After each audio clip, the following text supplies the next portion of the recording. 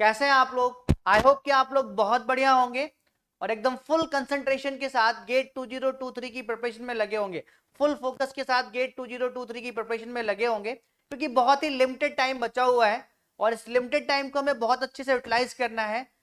PYQs लगाने हैं सारे सब्जेक्ट के ही, रिवीजन करना है सारे सब्जेक्ट को, फुल मॉक टेस्ट देना है, उनके एनालिसिस करनी है दोस्तों। So this is your Pankaj Mishra sir, welcome back to my channel get CSCG tips. So अगर आप इस चैनल पे पहली बार विजिट कर रहे हैं, पहली बार इस चैनल पे को विजिट कर रहे हैं, चैनल को सब्सक्राइब करके बेल आइकन को प्रेस कर लीजिएगा, क्योंकि यहाँ पे आपको 2023 के लिए सारे ही सब्जेक्ट के कंप्यूटर साइंस के पीवाईक्यूज मिलेंगे 1 बाय 1 करके। और गेट 2024 के लिए एक रोड मैप लेकर आऊंगा, उसके अकॉर्डिंग मैं आपको पढ़ाना भी स्टार्ट कर दूंगा और दूसरे एग्जाम्स को भी हम लोग फोकस करेंगे। सो आज के इस सेशन में हम लोग कंपाइलर डिजाइन के पीवाईक्यूज देखेंगे। सो सीरीज को स्टार्ट करने से पहले मैं अपने बारे में आपको थोड़ा सा बता दूं, who actually am I. Okay, so dear friends, आपने मुझे इंडिया के बहुत सारे लीडिंग प्लेटफॉर्म्स पे देखा होगा। अनअकैडमी पे मुझसे सीएन पढ़ा होगा, ठीक है, गेट अकेडमी पे कंपाइलर डिजाइन, ओएस, ठीक है, बहुत सारे सब्जेक्ट सीओए आपने मुझसे पढ़ा होगा। टेक्स्ट बुक में भी मैं पढ़ा चुका हूँ आपका, इंजीनियर्स अकेडमी पढ़ा चुका हूँ, द गेट अकेडमी में पढ़ा चुका हूँ, बहुत सारे लीडिंग प्लेटफॉर्म्स पे आपने मुझे देखा होगा और कुछ ना कुछ मुझसे पढ़ा होगा दोस्तों। 8+ ईयर का मुझे टीचिंग एक्सपीरियंस है और 3 टाइम्स मैं गेट क्वालिफाई कर चुका हूँ। इंडिया के बहुत सारे लीडिंग एग्जाम्स भी मैंने क्वालिफाई किए हुए हैं, prestigious exams, HAL, ISRO, DTU, okay, one of the state level exam, UPPSC lectureship. 100K+ students को मैं मेंटरशिप प्रोवाइड कर चुका हूँ, ठीक है, ऑफलाइन ऑनलाइन दोनों ही प्लेटफॉर्म्स पे। 100+ इंजीनियरिंग कॉलेजेस में मैं सेमिनार ले चुका हूँ रिगार्डिंग गेट। तो ये मेरी प्रोफाइल है दोस्तों। चलो स्टार्ट करते हैं अपना आज का सेशन, जहाँ पे हम लोग डिस्कस करेंगे पीवाईक्यूज ऑफ कंपाइलर। आप इस क्वेश्चन को सॉल्व करो फटाफट, ठीक है, इस क्वेश्चन को सॉल्व करो फटाफट यहाँ पर। तो ये रहा question, which one of the following is false, इनमें से कौन सा आपका फॉल्स है? इनमें से कौन सा माय डियर फ्रेंड्स आपका फॉल्स है? Option A basic block is a sequence of instructions या स्टेटमेंट्स, बात वही है, where control enters the sequence at the beginning and exist at the last या एट द एंड। बिल्कुल सही बात है, मैंने बेसिक ब्लॉक की डेफिनेशन आपको यही बताई है। सो ये आपका फॉल्स स्टेटमेंट नहीं है, ये आपका ट्रू स्टेटमेंट है, ठीक है, ये आपको पता है, ये आपका फॉल्स स्टेटमेंट नहीं है, ये आपका ट्रू स्टेटमेंट है। सो ऑप्शन ए तो आपका आंसर नहीं होने वाला, ठीक है। अगला ऑप्शन बी पढ़ लेते हैं, available expression analysis can be used for common sub expression elimination. बिल्कुल सही बात है यार, अवेलेबल एक्सप्रेशन एनालिसिस मैंने आपको बताया था, T1 equal to 4 into I, T2 equal to suppose A of T1 है एंड T3 में सपोज आपको 4 इंटू आई अगेन कंप्यूट करने को आ गया।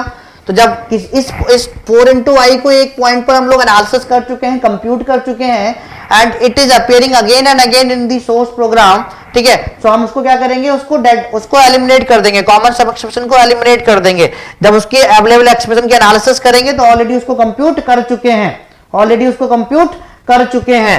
तो ऑप्शन बी भी आपका क्या हो जाएगा, बिल्कुल सही बात है, ऑप्शन बी भी आपका बिल्कुल सही बात है, ट्रू स्टेटमेंट है, ये ओनली फॉल्स की बात कर रहा है, तो ऑप्शन बी भी आपका आंसर नहीं होगा। Live variable analysis can be used for dead code elimination, मैंने आपको बताया था अभी, जब लाइव वेरिएबल एनालिसिस मैंने आपको पढ़ाई थी तो मैंने बताया था डेड कोड एलिमिनेशन के लिए यूज करते हैं और रजिस्टर एलोकेशन के लिए यूज करते हैं, डेड कोड एलिमिनेशन के लिए यूज करते हैं और रजिस्टर एलोकेशन के लिए यूज करते हैं। ये बात भी आपकी ट्रू है, ठीक है, ये बात भी आपकी ट्रू है माय डियर फ्रेंड्स, बिल्कुल सही बात है।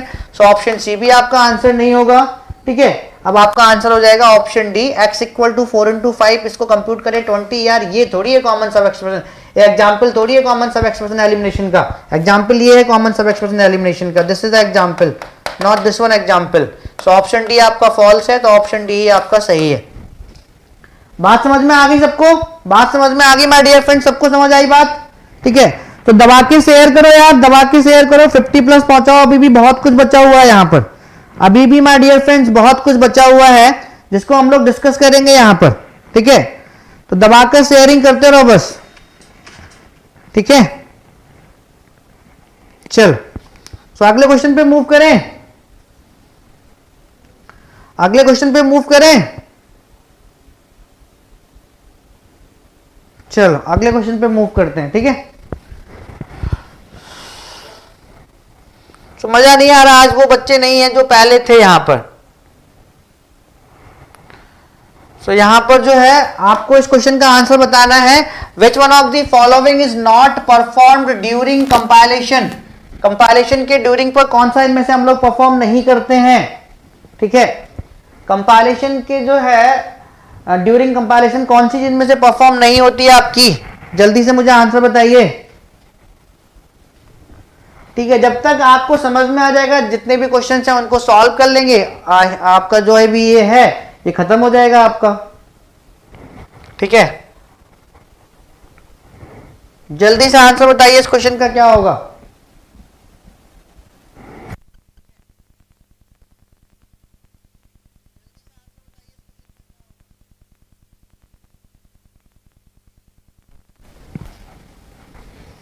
बिल्कुल सही है, बिल्कुल सही बता रहे हैं आप लोग। सबको पता है कि डायनामिक मेमोरी एलोकेशन हम लोग कब करते हैं, डायनामिक में। अभी पीछे क्वेश्चन भी करके आ रहे हैं, अगर आपको रिमेंबर रखोगे ना कॉन्सेप्ट, तो आपके क्वेश्चन कभी भी गलत नहीं होंगे और एक एक नंबर आपके लिए बहुत ज्यादा इंपॉर्टेंट होते हैं गेट में माय डियर फ्रेंड्स। ये सिंपल क्वेश्चन कभी भी गलत मत करना। कंपाइल टाइम पर हम लोग डायनामिक मेमोरी एलोकेट नहीं करते हैं, रन टाइम पर करते हैं। कब करते हैं, रन टाइम पर करते हैं। So not perform during compilation, dynamic memory allocation आपकी कंपाइलेशन पे परफॉर्म्ड नहीं होती है, ये रन टाइम पे होती है, ठीक है। तो ऑप्शन ए सही है, बिल्कुल सही बात है, इसमें ज्यादा बताने की आपको जरूरत है नहीं, क्योंकि आपको ये सारी चीजें पता हैं, ठीक है। डायनामिक मेमोरी एलोकेशन करते हैं, रन टाइम पर करते हैं, कंपाइल टाइम पर नहीं करते हैं। वही वो आपसे पूछा है, कंपाइल टाइम पे कौन सी चीज परफॉर्म नहीं करेंगे, सो डायनामिक मेमोरी एलोकेशन, ठीक है।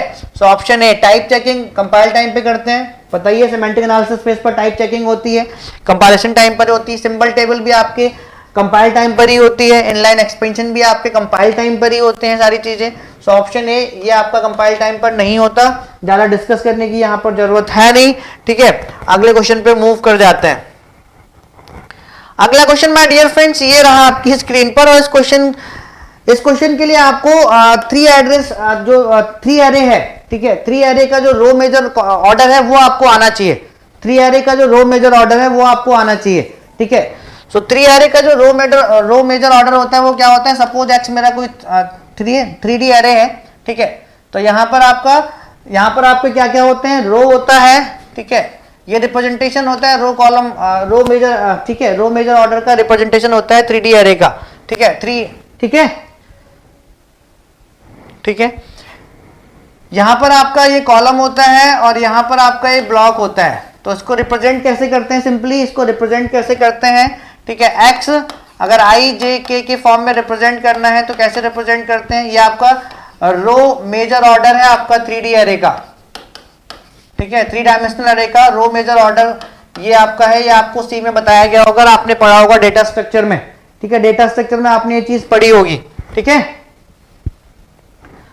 तो यहां पर अगर इसको रो मेजर ऑर्डर को 3 डायमेंशनल एरे के रो मेजर ऑर्डर को हमें आईजेके के फॉर्म में रिप्रेजेंट करना है तो क्या होता है, आपने एड्रेस कैलकुलेट करना सीखा होगा। अगर 3 डायमेंशनल एरे का रो मेजर ऑर्डर का एड्रेस कैलकुलेट करना है, सो एक्स आई जे के अगर हमें इसका एड्रेस कैलकुलेट करना है तो इसके लिए फॉर्मूला आपका क्या होता है, इसके लिए आपका फॉर्मूला क्या होता है, ठीक है। सिंपल है, i into column into block plus i into column into block plus j into block plus k होता है, यहां पर ना कॉलम का मल्टीप्लिकेशन होता है ना ब्लॉक का मल्टीप्लिकेशन होता है, और इंटू डब्लू, और डब्लू आपकी क्या होती है, इंटीजर का साइज। डब्लू आपका क्या होता है, इंटीजर का साइज, ठीक है। डब्लू आपका क्या होता है माय डियर फ्रेंड्स, इंटीजर का साइज। सो इस क्वेश्चन को करने की कोशिश करोगे, ये रहा आपका 3 एड्रेस कोड, ये रहा आपका 3 address code for a C program accessing x i j k, इनका एड्रेस अगर एक्सेस करना है, the following intermediate code is generated by the compiler. ये रहा 3 इंटरमीडिएट कोड जो कंपाइलर ने जनरेट किया है। Assume that the size of the integer is 32 bits, integer का साइज 32 बिट्स है, and the size of the character is 8 bits, और character का जो आपका साइज है वो 8 बिट है। मतलब इंटीजर जब 8 से डिवाइड करेंगे तो इंटीजर का साइज कितना है, 4 बाइट, और करेक्टर का साइज कितना है, 1 बाइट। करेक्टर का साइज कितना है, 1 बाइट, ठीक है। करेक्टर का साइज कितना है माय डियर फ्रेंड्स, 1 बाइट। तो इसको अगर हम इसको यहां पर इसको लेके चलें T5, इसको अगर हम इसका एक्सप्रेशन निकालें, ठीक है, इस फॉर्म का अगर इसको बनाएं और कंपेयर करेंगे तभी आपको आंसर मिलेगा। तो यहां पर T5 इक्वल टू क्या है आपका, x ऑफ T4। तो इसको लेके चल रहा हूं मैं यहां पर, T5 इक्वल टू आपका क्या है, x ऑफ t4, ठीक है, x ऑफ t4, और t4 की वैल्यू क्या है आपकी t3 प्लस t2, तो यहां पे t4 को रिप्लेस करो t3 प्लस t2 से, t3 प्लस t2 से। अब t3 मेरा क्या है t1 प्लस t0, ठीक है, तो t3 की जगह t1 प्लस t0 रख दो, t1 प्लस t0 रख दो, प्लस t2, ठीक है ये। अब t2 क्या है आपका k इंटू 4 है, सो x t2 आपका क्या है t1 plus t0 plus t2 आपका क्या my dear friends k into 4 है, k इंटू 4 है, k इंटू 4 है, ठीक है। अब t1 क्या है आपका j इंटू 32, ठीक है, सो ये मेरा t1 की जगह हम क्या रख देंगे j इंटू 32, और प्लस मेरा t0 भी मैं डायरेक्टली यहीं पर रख दे रहा हूं i इंटू 1024 और प्लस k इंटू 4, तो ये मेरा आ गया, ठीक है, 3 एड्रेस कोड से सोर्स कोड आ गया। अब अगर मैं इसको इस फॉर्म में बनाना चाहूं तो यहां से अगर मैं 4 कॉमन निकाल लूं तो ये मेरा w हो जाएगा। तो सपोज मैंने यहां से 4 कॉमन निकाल दिया, तो यहां से 4 कॉमन निकालेंगे, i j और k की फॉर्म में लिख देता हूं, पहले मैं i को लिख रहा हूं, तो 1024 में से अगर 4 कॉमन निकालेंगे तो कितना हो जाएगा ये आपका 256 हो जाएगा, कितना हो जाएगा 256, ठीक है। तो मैं इसको i को पहले लिख दे रहा हूं, i इंटू 256 प्लस यहां से अगर 4 कॉमन निकालेंगे तो j इंटू 8 हो जाएगा, प्लस यहां पर 4 कॉमन निकलेगा तो k ही बचेगा, और ये आपका 4 यहां पर आ गया, ठीक है, ये 4 आपका माय डियर फ्रेंड्स यहां पर आ गया, ठीक है। सो यहां पर w आपका, इसको कंपेयर करो, ये आपका 3 डायमेंशनल अरे का रो मेजर ऑर्डर है, और उसमें अगर आपको एड्रेस कैलकुलेट करना है रो मेजर ऑर्डर में 3 डायमेंशनल अरे का, तो ये फॉर्मूला होता है, w इंटीजर साइज होती है आपकी, सबको पता होगा, आप सबने से बहुत अच्छे से पढ़िए 2 डायमेंशनल अरे का कैसे एड्रेस कैलकुलेट करते हैं रो मेजर में, कॉलम मेजर में, ठीक है, और 3 डायमेंशनल अरे का कैसे एड्रेस कैलकुलेट करते हैं रो मेजर में, कॉलम ऑर्डर मेजर में। तो ये रो मेजर ऑर्डर का जो एड्रेस कैलकुलेट करने का फॉर्मूला है वो ये होता है 3 डायमेंशनल अरे का, ठीक है। तो जब इसको इससे कंपेयर करेंगे तो w इक्वल टू क्या हो जाएगा मेरा, w इक्वल टू मेरा हो जाएगा 4, w इक्वल टू मेरा क्या हो गया 4 हो गया, ठीक है, w इक्वल टू मेरा क्या हो गया 4 हो गया। उसके बाद यहां पर जो आपका b है, जो b है j के साथ जो मल्टीप्लाई है वो आपका b बन जाएगा। सो ब्लॉक हो गया आपका 8, ब्लॉक आपका क्या हो गया, ब्लॉक यहां पर b होता है ना, तो ब्लॉक की वैल्यू हो गई आपकी 8, और 256 को, इंटीजर का साइज मेरा कितना है 32, तो इसको अगर 32 में डिवाइड करें, ठीक है, तो कितना हो जाएगा ये आपका, ये कितना हो जाएगा आपका 32 इंटू 8 हो जाएगा, 32 इंटू 8 256 होगा, 32 इंटू 8 कितना होगा 256 होगा। इसको मैं डिवाइड कर दूं, इसको अगर मैं डिवाइड कर दूं, ठीक है, तो मेरा क्या बन जाएगा i इंटू, ठीक है, 32 इंटू 8, 32 इंटू 8, तो यहां पर ब्लॉक तो मेरा 8 है, देखो ब्लॉक तो मेरा 8 आ गया। जब कंपेयर करेंगे ना i into j into B, c into B से, तो ब्लॉक तो मेरा 8 है, ठीक है, यहाँ पे भी ब्लॉक मेरा 8 है, तो c की वैल्यू मेरी कितनी हो गई 32 हो गई, c की वैल्यू मेरी कितनी हो गई 32 हो गई। तो अब ऑप्शन से मैच कर लो, ठीक है, ऑप्शन ए तो आपका करेक्ट है नहीं, ठीक है, क्योंकि ब्लॉक का साइज मेरा लास्ट में आता है कितना है 8 है, ठीक है, सी का साइज मेरा कितना है 32 है, तो यहाँ देखो यहाँ पर ब्लॉक का साइज 32 गिवन है, सी का साइज 1024 गिवन है, रॉन्ग हो गया, ब्लॉक का साइज तो 8 है, सी का साइज मेरा कितना है 32 है, ठीक है, लेकिन जो मेरा रो है, ठीक है, उसका साइज मेरा 4 नहीं आएगा। करेक्टर, यहाँ पे इंटीजर की बात हो रही है, यहाँ पे करेक्टर गिवन है, वैसे गलत हो गया, यहाँ पर भी करेक्टर गिवन है, वैसे गलत हो गया। सो ए और बी में से कोई आपका एक गलत सही हो सकता था, क्योंकि इंटीजर में रिप्रेजेंट करना है, इंटीजर की बात हो रही थी। सो ऑप्शन ए आपका क्या हो जाएगा करेक्ट हो जाएगा। क्लियर हो गई सबको बात, ऑप्शन ए क्लियर होगा, ऑप्शन ए गुड़िया कुमारी, ठीक है, बात क्लियर हो गई सबको यार माय डियर फ्रेंड्स, समझ में आया, बता दो हाँ सर, हार्ट्स बना दो एक बार जितने भी लोग यहाँ पर लाइव हैं कि हाँ सर मजा आ गया इस क्वेश्चन में, ठीक है, क्लियर टू एवरीवन। आज वो मजा नहीं आ रहा जितने पहले लोग लाइव रहते थे, 70 80 90 तक थे लाइव, और वो कह रहे थे कि सर प्लीज कंटिन्यू कर दो, चैप्टर 4 भी कंटिन्यू कर दो, लेकिन उस दिन टाइम नहीं था, आज कंटिन्यू किया तो आज बच्चे कहीं इधर उधर हैं। सबको बात समझ में आ गई, ऑप्शन ए,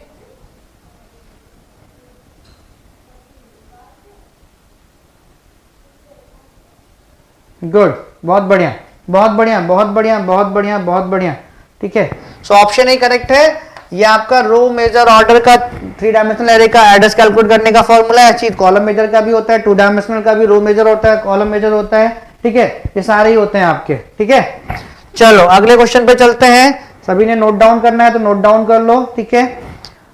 नोट डाउन करना है कि मैं आगे बढ़ जाऊं, नोट डाउन करना माय डियर फ्रेंड्स कि मैं आगे बढ़ जाऊं। बहुत बढ़िया, बहुत बढ़िया, बहुत बढ़िया माय डियर फ्रेंड्स, मजा आ रहा है एकदम जबरदस्त तरीके से, ठीक है। चलो चलो अगले पे आगे बढ़ जाते हैं हम लोग। तो इस टाइप के क्वेश्चंस आपको मिलेंगे, बस आपको करना क्या है, चीजों को अच्छे से समझना है। ये क्वेश्चन आप खुद कर लोगे, अच्छा क्वेश्चन है, ठीक है। स्टैटिक और डायनामिक ये सब लगाना है आपको, कर लोगे आप इसको। अगला क्वेश्चन ये रहा, इसमें कॉन्सेप्ट लगेगा, इसको मैं आपको बता देता हूँ। ये कॉन्सेप्चुअल क्वेश्चन है, इसको मैं करा देता हूँ, बाकी जो क्वेश्चन आप कर लोगे वो मैं छोड़ देता हूँ, ठीक है। जो क्वेश्चन आपसे खुद हो जाएंगे, थ्योरेटिकल है, ठीक है, वो आप कर लोगे। ये रहा आपका अगला क्वेश्चन।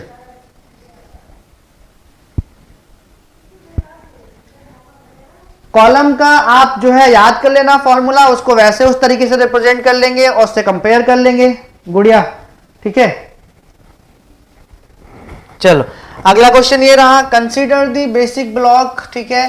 ये आपका बेसिक ब्लॉक गिवन है, ठीक है। यहां पर आपको एक चीज हमेशा याद रखनी है, जब भी डायरेक्ट एसाइक्लिक ग्राफ बनाना है, ठीक है, तो अगर वो मिनिमम नंबर ऑफ नोड्स की बात कर रहा है, minimum number of nodes and edges की बात कर रहा है, जो डैग में आप रिप्रेजेंट कर सकते हो, मिनिमम अगर वर्ड लगा दिया तो आपको सिंप्लीफाई करना पड़ेगा, ठीक है।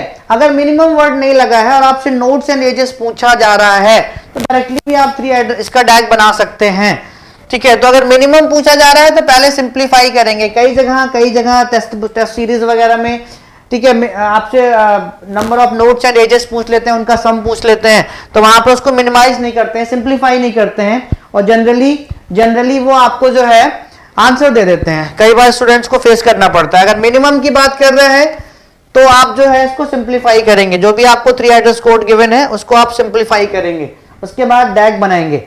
डैग आपका होता क्या है माय डियर फ्रेंड्स, जो भी है अब्स्ट्रैक्ट सिंटैक्स ट्री होती है आपकी, ठीक है। यहां पर डैग में हर एक नोड की वैल्यू यूनिक होती है। डायरेक्टेड एसाइक्लिक ग्राफ है, जो ग्राफ बनाएंगे, जो रिप्रेजेंटेशन, ग्राफिकल रिप्रेजेंटेशन करेंगे एक्सप्रेशन का, वहां पे कहीं पर भी क्या नहीं होगा, लूप नहीं होगा, साइकिल नहीं होगी। मैं कुछ बातें बता रहा हूं, ध्यान से सुनो। डैग में आपकी साइकिल नहीं होती है, अब्स्ट्रैक्ट सिंटैक्स ट्री में। डैग को अब्स्ट्रैक्ट सिंटैक्स ट्री कहते हैं। कई बार अब्स्ट्रैक्ट सिंटैक्स ट्री का पूछ लेते हैं कि उसमें साइकिल होती है कि नहीं होती है, तो डैग ही आपका एएसटी है, तो एएसटी में साइकिल नहीं होती है। एएसटी यानी कि डैग की हर एक नोड की वैल्यू यूनिक होती है, ठीक है। समझ में आ गई, ये 2-3 बातें समझ में आ गई, ठीक है। चलो अब इस क्वेश्चन को मैं डील करा देता हूं, ठीक है। तो ये रहा आपका 3 एड्रेस कोड। आपको जनरली वो कोई एक्सप्रेशन देंगे, अगर एक्सप्रेशन दे रहे हैं तो बहुत ही अच्छी बात है, जनरली आप डैग बना दोगे। अगर नई एक्सप्रेशन गिवन है, 3 एड्रेस कोड गिवन है, पहले इसको सिंप्लीफाई करके एक्सप्रेशन बना लो। तो अगर मैं इसका एक्सप्रेशन बनाऊंगा तो कहां से स्टार्ट करूंगा, a = b + c, ठीक है। अब c की जगह हम लोग क्या पुट कर सकते हैं, a + d, at least 1 time he use करेंगे, ये मत सोचना कि सर दोबारा भी तो यूज कर लें। तो c की जगह हम a + d पुट कर सकते हैं, बिल्कुल कर सकते हैं। तो b + a + d, सिंप्लीफाई कर लीजिए इसको। d = b + c है, तो d की जगह हम लोग क्या रख देंगे, b + c रख देंगे, b + c रख देंगे, ठीक है। अब देखो यहाँ पर e है, तो इसको भी यूज कर लिया, इसको भी यूज कर लिया, e को बाद में। पहले यहाँ पर देखो a = a + e + b है, तो b + a की जगह हम लोग क्या पुट कर देंगे, e + b + b + c। अब e की जगह हम लोग क्या पुट कर देंगे, इसको भी यूज करेंगे। e की जगह हम लोग क्या पुट कर देंगे, d - b, तो b + d - b, e की जगह पुट किया, +b + b + c। तो देखो यहाँ पे b से b आपका कैंसिल आउट हो जाएगा, तो एक्सप्रेशन आपका क्या बचेगा, b + d and +b and +c = ये आपका एक्सप्रेशन आ गया, ये एक्सप्रेशन आ गया। इसी के लिए 3 एड्रेस कोड बनाना है। इसी के लिए साइकिल बेटा आपकी होती है कंट्रोल फ्लो ग्राफ में, कंट्रोल फ्लो ग्राफ में आपकी साइकिल होती है गोपाल वर्मा। सीएफजी जब बनाते हैं कंट्रोल फ्लो ग्राफ में आपकी साइकिल होती है, एएसटी में साइकिल नहीं होती है, ठीक है। एसाइक्लिक ग्राफ होता है, directed acyclic graph, Gopal Verma ji, directed acyclic graph, acyclic नहीं होता है, एसाइक्लिक, साइकिल नहीं होती है, ठीक है, साइकिल नहीं होती है। असाइक्लिक वर्ड में ही गिवन है गोपाल वर्मा जी, ठीक है, असाइक्लिक वर्ड में ही गिवन है, साइकिल नहीं होती है। चलो अब इसको देख लेते हैं हम लोग यहां पर, ठीक है, इसको देख लेते हैं। तो इसके लिए हम लोग 3 एड्रेस कोड बनाएंगे, इसके लिए डैग बनाएंगे। तो डैग बनाने के लिए सबसे पहले बी और डी दोनों अलग अलग ले लेंगे, ठीक है। तो यहां से हमें क्या मिल जाएगा, यहां से बी प्लस डी मिल जाएगा, यहां पर बी प्लस डी मिल गया, ठीक है। अब हमें क्या चाहिए, अब हमें बी प्लस सी चाहिए, तो ठीक है, बी प्लस सी चाहिए, तो बी का तो हम लोग यहां से ले लेंगे, ठीक है, बी का तो हम लोग यहां से ले लेंगे और यहां पे प्लस लगाएंगे और यहां से क्या ले लेंगे, कोई सी ले लेंगे और यहां से भी एक इसका क्या लेंगे, रेफरेंस लेंगे। तो यहां पर हमें सॉरी अभी नहीं, अभी यहां पे रेफरेंस नहीं लेंगे, ठीक है, अभी हमें सिर्फ यहाँ पे बी प्लस डी मिल गया और यहाँ पे हमें क्या मिल जाएगा, बी का रेफरेंस यहाँ से ले लिया, सी का एक अलग इंडिविजुअल नोट बना दिया। सो बी प्लस सी हमें यहाँ पर मिल गया, बी प्लस सी हमें यहाँ पर मिल गया। अब हम लोग क्या करेंगे, यहाँ से बी प्लस डी का यहाँ से ले लेंगे और बी प्लस सी का रेफरेंस यहाँ से ले लेंगे, दोनों को ऐड कर देंगे। सो यहाँ पर हमारा क्या बन जाएगा, B plus C plus B plus D, ये बन गया हमारा, ठीक है। अब इसमें कितने नोट्स हो गए, कितने एजेस हो गए, आपको समझ में आ ही रहा है, ठीक है। तो कितने नोट्स हो गए आपके, कितने नोट्स हो गए, तो मैंने बना दिया, आप इसको और सिंप्लीफाई करके बना सकते हैं। 1 2 3 4 5 6, तो 6 तो नोट्स हो गए, 6 तो नोट्स हो गए। जो भी चाहिए आपको उसी का, हर एक नोट आपका यूनिक होता है, ठीक है। देखो बी प्लस डी भी आपका यूनिक है, बी प्लस सी भी यूनिक है, बी, ठीक है, यूनिक आपको यहां से हमने डिफरेंस ले लिया, ठीक है। और यहां पर एजेस कितनी हो गई हमारी, 1 2 3 4 5 6, कितनी एजेस हो गई, 6 एजेस हो गई, ठीक है। इसमें एक आंसर आपको 8,10 भी गिवन है। तो अगर हम लोगों ने सिंप्लीफाई ना किया होता, सिंपली अगर इसका हम लोग डैग बना देते तो 8,10 भी आता, लेकिन मिनिमम की बात किया था, तो मैंने आपको पहले ही बता दिया, मिनिमम की बात किया था, पहले सिंप्लीफाई करोगे, ठीक है, पहले सिंप्लीफाई करोगे। बात समझ में आ गई। तो यहां पर आंसर मेरा हो गया 6,6, ठीक है। अगर इसका एक दूसरा ग्राफ और बन सकता है ना आपका, ठीक है, डीएजी बन सकता है, 8,10 उसका आ जाएगा जब सिंप्लीफाई नहीं करोगे, सिंपली इन्हीं का यूज करके बना दोगे। तो यहां पर ऑप्शन ही करेक्ट हो गया, सिंप्लीफाई किया, minimum number of nodes and edges आपको पता चल गए। बात दिल तक पहुंच गई आपके, जो बात मैं आपको समझाना, देखो यहाँ पे आप रिवीजन कर रहे हो, जो भी आपके डाउट्स हैं उनको क्लियर कर रहे हो बस, ठीक है, उनको आप क्लियर कर रहे हो। तो यहाँ पर बहुत सारे अभी और क्वेश्चंस हैं जो आपको देखने में मजा आएगा। तो क्वेश्चन समझ में आ गया सबको, क्वेश्चन समझ में आ गया माय डियर फ्रेंड सबको, शेयर करो दबाकर यार, अभी भी बहुत सारे कॉन्सेप्ट बचे हुए हैं, ऐसे कॉन्सेप्ट बचे हुए हैं कि जो आपको मजा आएगा पढ़ के, लगेगा कि हाँ सर मजा आ गया, ठीक है। तो यहां पर ऑप्शन ए करेक्ट है आपका, डैग। अगर मैं और डैग आपको यहाँ पे कंस्ट्रक्ट कराऊं, अगर और डैग हम लोग यहाँ पे कंस्ट्रक्ट करें, सपोज हमें कोई एक्सप्रेशन गिवन है a plus a plus a plus a, तो यहाँ पर a plus a plus a, ठीक है। तो यहाँ पर हम लोग क्या करेंगे, यहाँ पर a यहाँ पर लेंगे, ठीक है, एक रेफरेंस यहाँ से लेंगे, यहाँ पर आपको क्या मिल जाएगा, a प्लस ए मिलेगा, ठीक है, a प्लस, यहाँ पर a प्लस ए मिल गया, हर एक नोड आपका यूनिक होता है।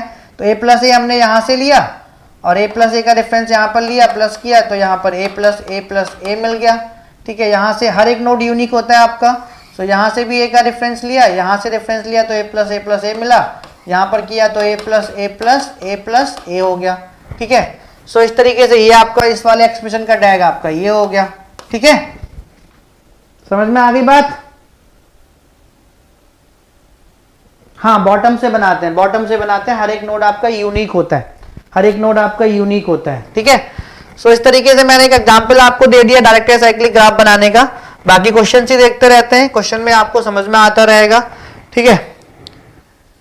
ये रहा मेरे परमप्रिय विद्यार्थियों आपके लिए एक क्वेश्चन यार, 3 एड्रेस कोड जनरेट करना है इसका, और आई थिंक सबको सही करना चाहिए। 2 मार्क्स का क्वेश्चन था ये आपका, रिसेंटली पूछा हुआ क्वेश्चन है, 2 मार्क्स का क्वेश्चन है, ठीक है, ठीक है, 2 मार्क्स का क्वेश्चन है।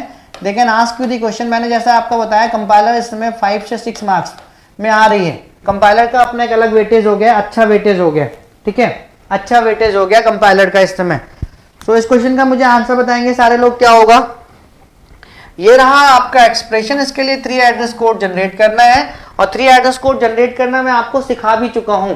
कैसे 3 एड्रेस कोड, मैंने क्या बताया था 3 एड्रेस कोड में, कि आपके एटमोस्ट 3 वेरिएबल्स होते हैं, वेरिएबल्स का एड्रेस लेते हैं और एक ऑपरेटर लेते हैं और उसको उठाकर कहां पर स्टोर करते हैं, जो कंपाइलर टेम्परेरी वेरिएबल क्रिएट करता है उसमें स्टोर कर देते हैं। ठीक है, तो इस क्वेश्चन का मुझे आंसर बताइए। The least number of temporary variables required to create a 3 address code in static single assignment for the expression. Expression आपका ये रहा, ठीक है, एक्सप्रेशन आपका ये रहा। तो इस क्वेश्चन का मुझे आंसर बताएंगे क्या होगा सभी लोग।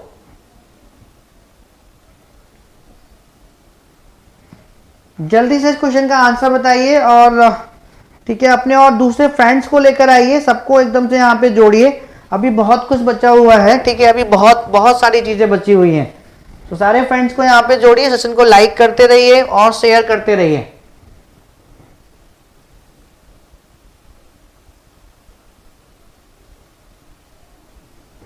ठीक है, सो ये रहा यार दोस्तों आपका यहाँ पर टेम्परेरी वेरिएबल्स उसने पूछा, ये रहा आपका एक्सप्रेशन। ठीक है, ये रहा आपका एक्सप्रेशन। ठीक है, सो यहां पर हम लोग स्टार्ट करते हैं, चलो ठीक है, लेफ्ट टू राइट स्कैन करके स्टार्ट करते हैं। सपोज T1 है कोई मेरा, अभी मैं यहाँ पर जो है एसोसिएटिविटी का कुछ मैं आपको नहीं बता रहा हूँ, सिंपली मैं आपको वेरिएबल्स देखना सिखा रहा हूँ। तो T1 वेरिएबल सपोज मैंने लिया, T1 में मैंने r/3 स्टोर कर दिया। ठीक है, r/3। तो T2 में हम लोग क्या करेंगे, T2 में हम लोग क्या करेंगे, Q प्लस T1 कर देंगे, Q प्लस T1 कर देंगे। यहां तक की चीज मेरी T2 में आ गई। ठीक है, T2 में आ गई। अब ये मेरी पूरी चीज T2 में है, तो T3 में हम लोग क्या कर देंगे, T3 में T2 प्लस S कर देंगे। तो ये पूरी चीज मेरी जो मेरी यहां तक की है ये मेरी T3 में आ गई। अब उधर वाला भी सॉल्व कर लेते हैं। ठीक है, तो सपोज मैंने T4 कोई वेरिएबल लिया यहां पर जिसमें मैंने v/w डाल दिया। ठीक है, अब T5 मैंने कोई लिया यहां पर, T5 मैंने कोई यहां पर लिया, उसमें क्या किया, उसमें u इंटू T4 कर दिया, u इंटू T4 कर दिया।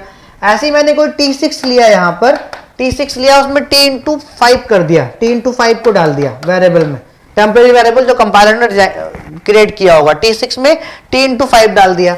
अब ये इतनी चीज मेरी यहां तक इसमें है, ये मेरी किसमें है, ये मेरी T3 में है, और ये पूरी की पूरी चीज मेरी किसमें है, ठीक है, ये T6 हो गया। और T7 में हम लोग क्या करेंगे, T5 को प्लस करेंगे किससे, T6 से।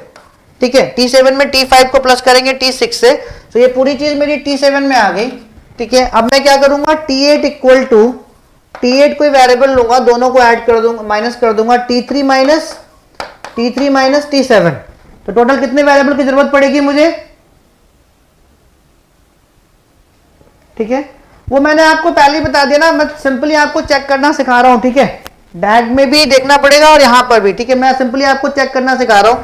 तो कितने टेम्परेरी वेरिएबल की जरूरत पड़ेगी आपको, जो 7 बता रहे थे लोग ऊपर, शुभम, गुड़िया एंड एवरीवन गाइस। अब बताओ फटाफट मुझे बताओ। तो ऐसे मैं आपको बता रहा हूं कि बहुत बेहतरीन कॉन्सेप्ट बचे हुए हैं अभी भी। तो सारे बंदों को जोड़ो यहां पर। 3 एड्रेस कोड सिंपल है जनरेट करना यार, गलती बिल्कुल मत करना। 2 मार्क्स का क्वेश्चन आता है, सिंपल आप जो है यहां से अच्छे मार्क्स जो ले सकते हैं।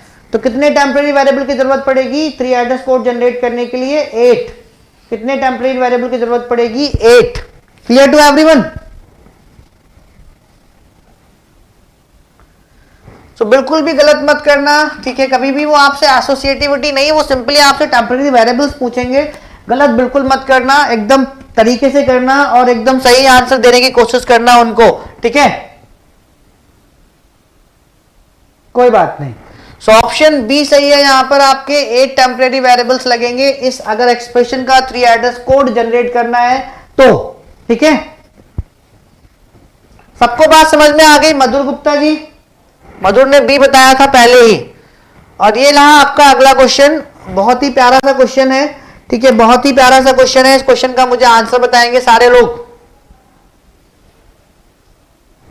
ठीक है, in the context of abstract syntax tree, ये nothing but what, DAG. AST आपका क्या होता है, nothing but what my dear friends, DAG होता है, डायरेक्टेड असाइक्लिक ग्राफ होता है।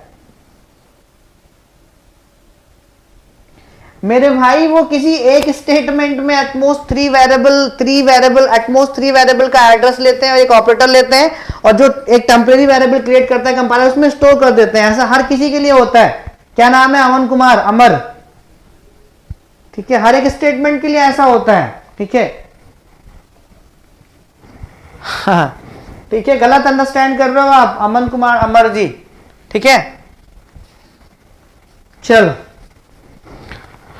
तो यहां पर एसटी का मतलब है क्या, डैग है, and control flow graph CFG control flow graph, which one of the following is true, इनमें से कौन सा आपका क्या है, ट्रू है। सो कंट्रोल फ्लो ग्राफ आपका क्या होता है, ठीक है, मैं एक थोड़ी सी डेफिनेशन आपको दे रहा हूं सीएफजी की, कंट्रोल फ्लो ग्राफ की, उसके बाद आप समझ जाएंगे, ठीक है। सीएफजी कंट्रोल फ्लो ग्राफ के बारे में थोड़ा सा डिस्कस कर लेते हैं, यहां पर थोड़े मिथ्स हैं, कंट्रोल फ्लो ग्राफ के बारे में थोड़ा डिस्कस कर लेते हैं, कंट्रोल फ्लो ग्राफ के बारे में थोड़ा डिस्कस कर लेते हैं, यहां पर थोड़े मिथ्स हैं आपके, ठीक है। कंट्रोल फ्लो ग्राफ में हम लोग क्या करते हैं, जो basic blocks, control flow graph में जो आपके नोड्स होते हैं ना, वो बेसिक ब्लॉक्स होते हैं, बेसिक ब्लॉक पे कंट्रोल इंफॉर्मेशन ऐड कर देते हैं, तो वो आपके कंट्रोल फ्लो ग्राफ बन जाते हैं, ठीक है। कंट्रोल फ्लो ग्राफ में एक स्टार्ट एंड एंड नोड हम लोग बाय डिफॉल्ट ऐड करते हैं, स्टार्ट एंड एंड नोड हम लोग, ठीक है, स्टार्ट एंड एंड नोड हम लोग बाय डिफॉल्ट क्या करते हैं, बाय डिफॉल्ट क्या करते हैं, ऐड कर देते हैं। तो यहां पर इस पॉइंट को नोट करके लिख लो, कई जगह कई टेस्ट सीरीज में कई जगह मिथ है इस चीज को लेकर, गलत आंसर भी होते हैं कंट्रोल फ्लो ग्राफ को लेकर। बाय डिफॉल्ट हमें start node and end node add करना पड़ता है, अगर नंबर ऑफ नोड काउंट करने को आ जाए आपका कंट्रोल फ्लो ग्राफ में, और एजेस काउंट करने को आ जाए, कोई आपको 3 एडर्स कोड का 3 एडर्स कोड दे दें और उसको बेसिक ब्लॉक में डिवाइड कराएं और सीएफजी बनवाएं, और आपसे पूछे कितने नोड्स होंगे कितनी एजेस होंगी, तो आपको उनको अच्छे से करना है, ठीक है। So by default we need to add what, by default we need to add start node and end node. Start node हमें बाय डिफॉल्ट ऐड करना पड़ता है सीएफजी में, जहां से स्टार्ट कर रहे हैं, एंड नोड हमें ऐड करना पड़ता है, ठीक है। तो ये दो बातें आप लिख लो, बहुत ही देसी भाषा में मैं आपको समझा रहा हूं, ट्रिक बता रहा हूं, एक तरीके से मैं आपको ट्रिक बता रहा हूं, बहुत ही देसी भाषा में मैं आपको समझा रहा हूं, आपकी लैंग्वेज में समझा रहा हूं। जब भी कंट्रोल फ्लो ग्राफ किसी 3 एड्रेस कोड से वो आपसे बनवाए, सबसे पहले 3 एड्रेस कोड को बेसिक ब्लॉक में डिवाइड करना पड़ेगा, बेसिक ब्लॉक में डिवाइड करने के बाद उनको अरेंज करना पड़ेगा, कंट्रोल फ्लो जो भी कंट्रोल उन पे आपको ऐड करनी है, उसमें आपको नोड काउंट करने हैं, तो स्टार्ट नोड और एंड नोड बाय डिफॉल्ट आप लगाओगे उनमें, ठीक है। तो ये चीज हो गई आपकी। बाकी तो आपको पता ही है ना कंट्रोल फ्लो ग्राफ में क्या होता है, कंट्रोल फ्लो ग्राफ में जो आपके नोड्स होते हैं वो आपके बेसिक ब्लॉक्स होते हैं, और किसी भी 3 एड्रेस कोड को बेसिक ब्लॉक में कैसे डिवाइड करते हैं वो आपको देख ही चुके हैं हम लोग। कंट्रोल इंफॉर्मेशन कैसे ऐड करते हैं वो एक एग्जांपल के थ्रू या कोई क्वेश्चन मिलेगा अभी आगे, उसके थ्रू मैं आपको समझा दूंगा, ठीक है। क्लियर हो गई बात।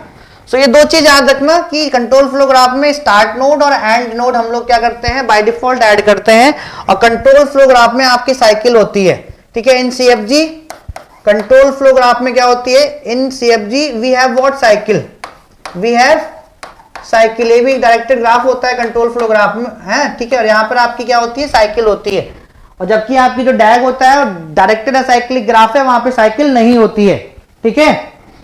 ठीक है, समझ में आ गया, तो इनको नोट करके रखना, ठीक है। अब इन्हीं दो के बेसिस पर आपका ये क्वेश्चन है अगला वाला, ठीक है। दोस्तों लाइट चली गई है, थोड़ा मैनेज कर लेना, अभी आ जाएगी। क्वेश्चन कर लेते हैं, हाँ ठीक है, क्वेश्चन कर लेते हैं, वापस चलते हैं हम लोग, ये रहा आपका क्वेश्चन इन द कंटेक्स्ट, यानी कि अगर हम लोग अकॉर्डिंग टू एसटी और सीएफजी की से लेकर बात करें, which of the following is true, इनमें से कौन सा आपका ट्रू है, ठीक है, इनमें से कौन सा आपका ट्रू है। तो जल्दी से मुझे इस क्वेश्चन का आंसर बताइए, क्या हो सकता है, ठीक है, कौन सा आपका ट्रू है।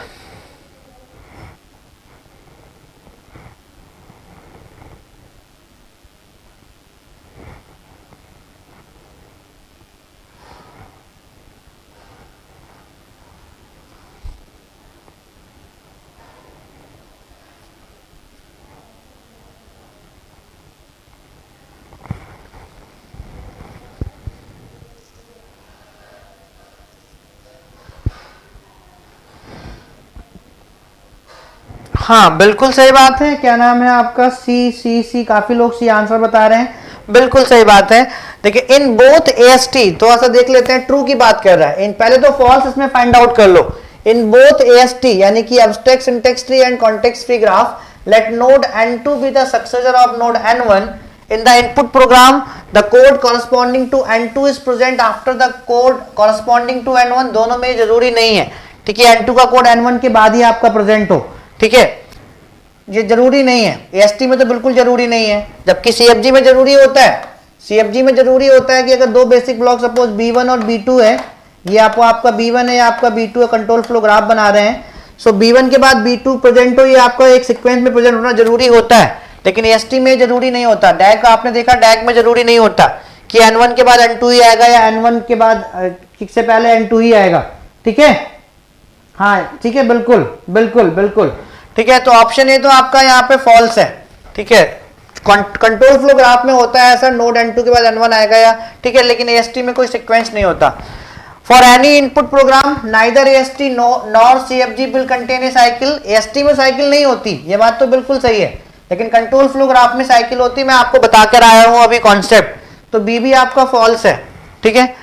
The maximum number of successors of A node in an AST and A control flow graph depends on the input program, बिल्कुल जितने इनपुट प्रोग्राम होंगे उसके बेसिस पर ही हम AST और CFG में क्या सक्सेसर डिफाइन कर सकते हैं। ऑप्शन सी करेक्ट है एंड ऑप्शन डी भी आपका क्या है यहाँ पर गलत है, ठीक है।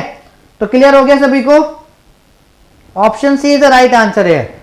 Option C my dear friends right answer है यार, मैं बता चुका हूं, ठीक है। ऑप्शन बी आपका फॉल्स क्यों है, क्योंकि AST में साइकिल नहीं होती, बिल्कुल सही है, लेकिन CFG में साइकिल होती है, ठीक है। कंट्रोल फ्लो ग्राफ में सीक्वेंस होता है कि N2 के बाद N1 नोड आएगा या N1 के बाद N2 नोड आएगा, बट AST में ऐसी कोई साइकिल नहीं, ऐसा कोई सीक्वेंस नहीं होता है। The maximum number of successors of node, कितने नोड्स होंगे AST में और CFG में, दोनों पर डिपेंड करेंगे, इनपुट प्रोग्राम के बेसिस पर दोनों ही डिपेंड करेंगे। क्लियर हो गया सबको, क्लियर हो गया, very good, option C is your right answer, ठीक है। तो मजा आ रहा है कैंडल लाइट में पढ़ने में ऐसा क्लास कभी नहीं पढ़ा होगा कैंडल लाइट में, ठीक है। तो क्या आप लोग COE का मैराथन चाहते हैं, मतलब प्रीवियस ईयर क्वेश्चंस के बेसिस पर, लेकिन बहुत सारे बंदे लाने होंगे तभी मैं प्लान करूंगा। COE का मैराथन चाहते हैं क्या आप लोग, प्रीवियस ईयर क्वेश्चंस के बेसिस पर?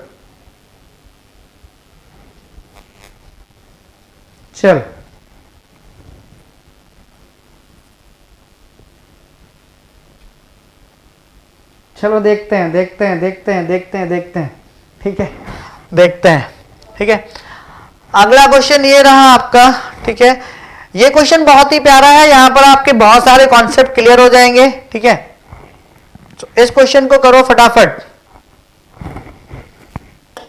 इस क्वेश्चन में मैं आपको कुछ बताने वाला नहीं हूं, सब कुछ आपको मैंने ऑलरेडी पहले बता रखा है। कंसीडर द इंटरमीडिएट कोड, ये रहा दोस्तों आपका इंटरमीडिएट कोड, ऐसे क्वेश्चंस आपको मिलेंगे, ठीक है। और यहां पर कई जगह आपको start node and end node control flow graph में कंसीडर नहीं करते, बट आपको कंसीडर करना है, तभी आपका आंसर सही आएगा। मिथ है कई जगह इस चीज का, कई जगह इस चीज का मिथ है, ठीक है। तो उस मिथ को मैंने आपको बता दिया है कि जब भी कंट्रोल फ्लो ग्राफ ड्रॉ करना है किसी भी 3 एड्रेस कोड से, उसको बेसिक ब्लॉक में डिवाइड करोगे, कितने बेसिक ब्लॉक होंगे पहले वो फाइंड आउट करोगे, ठीक है। उसके बाद जो है स्टार्ट नोड और एंड नोड भी एंड करोगे कंट्रोल फ्लो ग्राफ में, उसके बाद काउंट करोगे नोड्स एंड एजेस। तो ये रहा आपका 3 address code. The number of nodes and edges in the control flow graph, CFG में आपको nodes and edges find out करनी है। Constructed for the above code respectively are. तो इस जल्दी से फटाफट इसका मुझे आंसर बताओ। पहले तो यहां पे लीडर स्टेटमेंट बताओ कौन कौन से होंगे, जल्दी से मुझे बताओ पहले तो इसका क्या होगा, ठीक है, फिर आगे की कहानी डिस्कस करेंगे। तो देखो यहां पर सबसे पहले इस 3 एड्रेस कोड को आपको बेसिक ब्लॉक में डिवाइड करना है। कितने बेसिक ब्लॉक होंगे मुझे इतना बता दो यार। अगर आपने बेसिक ब्लॉक जो मैंने लीडर स्टेटमेंट फाइंड आउट करना बताया था, बेसिक ब्लॉक कंस्ट्रक्ट करना बताया था, अगर आपको समझ में आया था दिल से, तो कितने बेसिक ब्लॉक यहां पर होंगे पहले ये बता दो मुझे। कितने बेसिक ब्लॉक होंगे यहां पर मुझे ये बताओ, कितने बेसिक ब्लॉक होंगे माय डियर फ्रेंड्स यहां पर ये बताओ। सब लीडर स्टेटमेंट बता रहे हैं, चलो देख लेते हैं यहां पे कौन कौन सा आपका लीडर स्टेटमेंट है।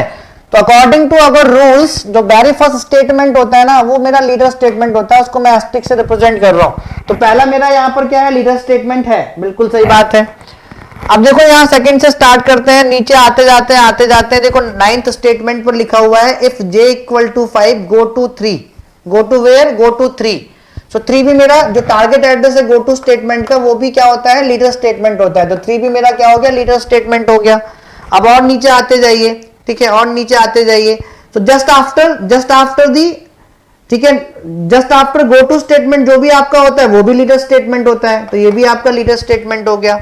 अब और नीचे आएंगे तो if i less than 5 go to 2, तो 2 पे जाएंगे तो ये भी आपका क्या हो जाएगा, लीडर स्टेटमेंट हो गया।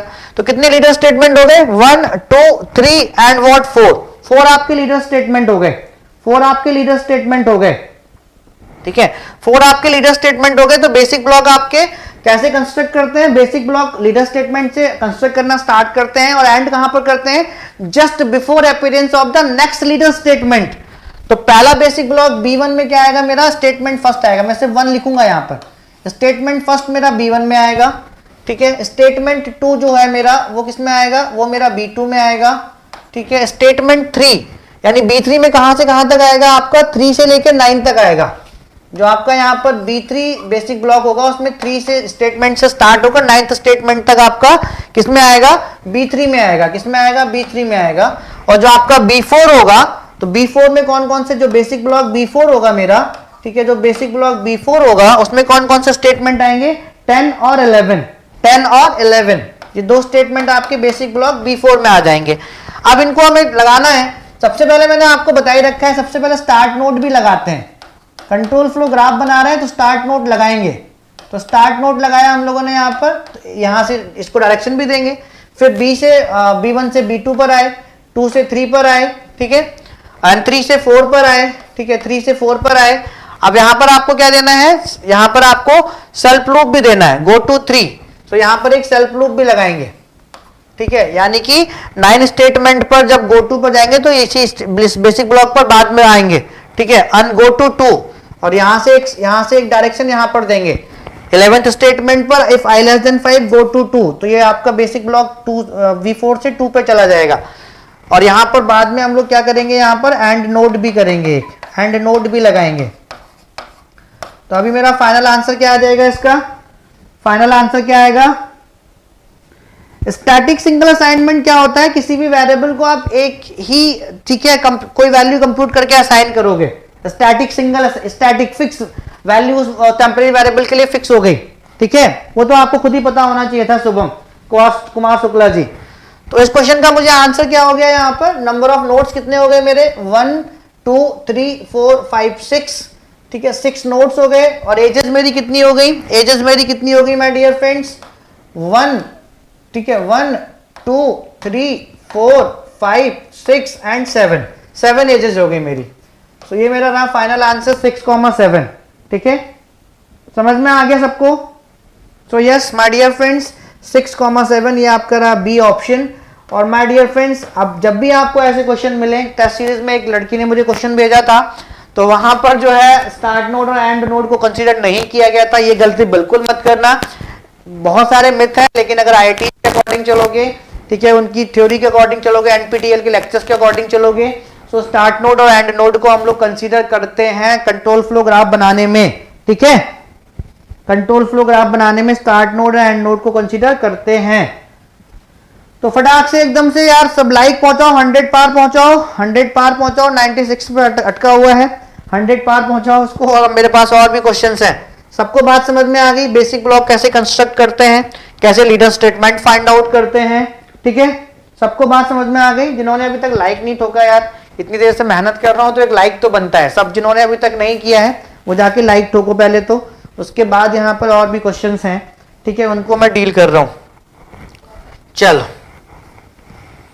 सो माय डियर फ्रेंड्स ये रहा आपका अगला क्वेश्चन, ठीक है। ये कुछ क्वेश्चंस आप ट्रिक इनकी समझ लो, बस इनकी आप ट्रिक समझ लीजिए तो आपका भला हो जाएगा, ट्रिक समझ लीजिए आपका भला हो जाएगा, ठीक है। तो ये रहा आपका अगला क्वेश्चन, ठीक है। Consider the following code segment, consider the following code segment, this is a code segment my dear friend, 3 address code ही है, ठीक है। The minimum number of total variables required to convert the above code segment to static single assignment form. Static single assignment form फिर से वही, हर एक temporary variable के लिए एक फिक्स वैल्यू है। अगर उस टेम्परेरी, ठीक है, टेम्परेरी वेरिएबल की वैल्यू कहीं पर चेंज हो रही है तो दूसरा टेम्परेरी वेरिएबल यूज करेंगे, ठीक है, दूसरा टेम्परेरी वेरिएबल यूज करेंगे, ठीक है। थैंक यू गुड़िया कुमारी जी, थैंक यू, ठीक है। सो स्टैटिक सिंगल असाइनमेंट का वही मतलब है कि जब तक आपका कोई वेरिएबल, ठीक है, जब तक कोई वेरिएबल आपका न्यू डेफिनेशन नहीं ले रहा है तब तक वही रहने देंगे। अगर कोई वेरिएबल आपका न्यू डेफिनेशन ले रहा है तो उसके लिए एक नया वेरिएबल असाइन करेंगे, पुराने वाले वेरिएबल हम लोग यूज नहीं करेंगे उसके लिए, ठीक है। ये रही आपकी बात यहां पर। सो सबको समझ में आ गया होगा। अब मैं इसको करके दिखाता हूं एक क्वेश्चन आपको। स्टैटिक कितने टोटल वेरिएबल्स की जरूरत पड़ेगी स्टैटिक सिंगल असाइनमेंट अगर यूज करेंगे तो यहां पर देखो x मेरा एक वेरिएबल है, तो x के लिए मैं t1 वेरिएबल यूज कर रहा हूं अभी, ठीक है। जब तक ये इसकी वैल्यू रिडिफाइन नहीं होगी तब तक t1 ही यूज करेंगे। जब तक x की वैल्यू रिडिफाइन नहीं होगी कहीं पर इस सीक्वेंस में तब तक t1 ही यूज करेंगे। जैसे इसकी वैल्यू रिडिफाइन होगी x की तो दूसरा टेम्परेरी वेरिएबल यूज कर लेंगे t2। ध्यान से सुनना। सो x के लिए मैंने t1 ले लिया, सपोज u के लिए मैंने t2, u को t2 में डाल दिया और t को मैंने t3 में डाल दिया। अब y इक्वल टू, y मेरा नया वेरिएबल है फिर से, तो t4 एक टेम्परेरी वेरिएबल लिया उसमें y को डाल दिया। अब देखो x की वैल्यू अभी जो यहां पर है वही तो मैं यहां पर यूज कर रहा हूं, क्योंकि इससे पहले जो यहां पर डिफाइन हुई उसके जस्ट बाद ये वाला सीक्वेंस है, तो जो x की वैल्यू यहां पर होगी वो यहां पर यूज करेंगे। सो अभी x की वैल्यू रिडिफाइन नहीं हुई तो t1 इंटू v भी मेरा नया वेरिएबल है, ठीक है। इसको t5 में डाल देंगे जो कंपाइलर ने टेम्परेरी वेरिएबल क्रिएट किया, ठीक है, स्टैटिक सिंगल असाइनमेंट फॉर्म में लिखने के लिए। अब देखो x की वैल्यू यहां पर x में क्या था आपका u माइनस टी था, यहां पर x में क्या है y प्लस w है, तो यहां पर जो है जो t1 में वैल्यू है वो डिफरेंट है। t1 में जो x की वैल्यू है वो इस x की वैल्यू से डिफरेंट है, तो t1 में जो है उसको वही रहने देंगे। इस वाले x के लिए हम लोग नया वेरिएबल यूज करेंगे t6, क्योंकि यहां पर x की वैल्यू रिडिफाइन हो रही है। आपकी x की वैल्यू क्या हो रही है, रिडिफाइन हो रही है। तो t6 इक्वल टू यहां पर y, देखो y जो यहां पर t4 में वही y यहां पर यूज कर रहा है, जस्ट इसके ऊपर ही तो है, अभी रिडिफाइन नहीं हुई है, तो t4 ही रहने देंगे। t4 प्लस w नया वेरिएबल अभी तक कहीं असाइन नहीं किया है, t7 कर देंगे, ठीक है। उसके बाद y equal to t minus Z, देखो यहां पर जो y में जो t4 में वैल्यू y की है वो देखो यहां पर वैल्यू नहीं है y की, तो यहां पर एक नया वेरिएबल असाइन करेंगे t7, दोनों में अलग अलग वैल्यू है t8, ठीक है। सो t माइनस जेड, देखो t देखो यहां जो था वही यहां पे यूज कर रहे हैं, जो यहां पे t था यहां पे भी वही यूज कर रहे हैं, कहीं बीच में चेंज नहीं हुई, रिडिफाइन नहीं हुआ आपका t। तो t को मैंने कहां डाला था, t3 में डाला था, तो t3 माइनस जेड को अभी तक हम लोगों ने वेरिएबल असाइन नहीं किया था, तो इसको t9 कर देंगे असाइन, z मेरा t9 में है। y देखो y यहां पे फिर से आपका रिडिफाइन हो रहा है, तो t8 में जो y है वो y नहीं है यहां पर, तो इसको लिए टेम्परेरी वेरिएबल t9 यूज करेंगे, ठीक है। और x इंटू वाई, देखो x इंटू वाई, तो x मेरा क्या है, x मेरा यहां पर क्या है, देखो t9 यहां पे t10 है, ये t9 तक तो यूज ही कर चुके हैं ना, तो ये t10 हो जाएगा, क्या हो जाएगा, t10 हो जाएगा।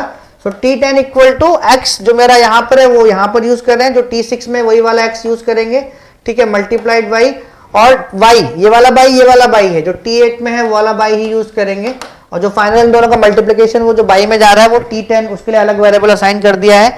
तो टोटल कितने वेरिएबल असाइन कर, इसको स्टैटिक सिंगल असाइनमेंट फॉर्म में अगर लिखना है तो कितने वेरिएबल यूज करने पड़ेंगे, 10। ऑप्शन डी आपका सही है, ऑप्शन डी आपका सही है, ठीक है।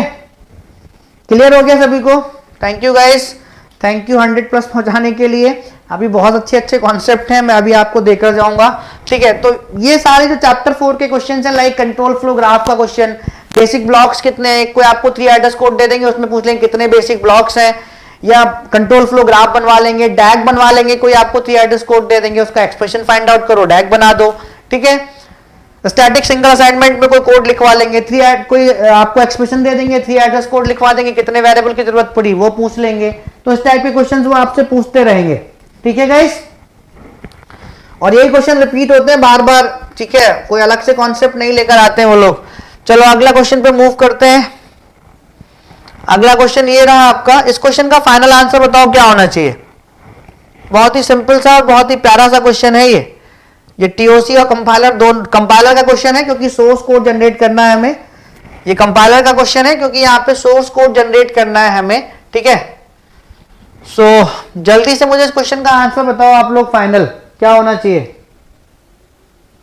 Aman Kumar, thank you guys. ऐसा कुछ नहीं है, बट अगर आपको एफर्ट्स अच्छे लगते हैं और आपको लगता है कि यहाँ पे बेहतरीन कॉन्सेप्ट मिल रहे हैं, तो सारी टीम को ऐड किया करो, जितने भी ग्रुप्स में ऐड हो सारे ग्रुप्स में शेयर कर दिया करो, ठीक है, उनको बताओ कि बेहतरीन कॉन्सेप्ट मिल रहे हैं कंपाइलर डिजाइन के, ठीक है। और मैं आपको इंश्योर कर रहा हूँ 6 से 7 मार्क्स में कंपाइलर डिजाइन आएगी, क्योंकि जब से सॉफ्टवेयर इंजीनियरिंग हटा है तब से कंपाइलर डिजाइन का वेटेज बढ़ा है, ठीक है। तो ये रहा आपका अगला क्वेश्चन। इस क्वेश्चन का मुझे फाइनल आंसर बता दो। A student wrote two context-free grammars G1 and G2 for generating a single C-like array declaration. The dimension of the array is at least 1. For example, integer a 10,3. Integer a two-dimensional array है a 10 3. The grammar used d as the start symbol and used 6 terminal symbols integer semicolon id, ठीक है, square bracket नम, ठीक है। Grammar G1 आपकी ये है, G2 आपकी ये है। Which of the following grammars correctly generate the declaration mentioned above? ये जो डिक्लेरेशन है इसको इनमें से कौन सी ग्रामर करेक्टली जनरेट करेगी, ठीक है। करेक्टली जनरेट तो दोनों ही जनरेट कर देंगी, दोनों ही आपकी जनरेट कर देंगी, ठीक है। विधि मिश्रा का आंसर आ गया है ए।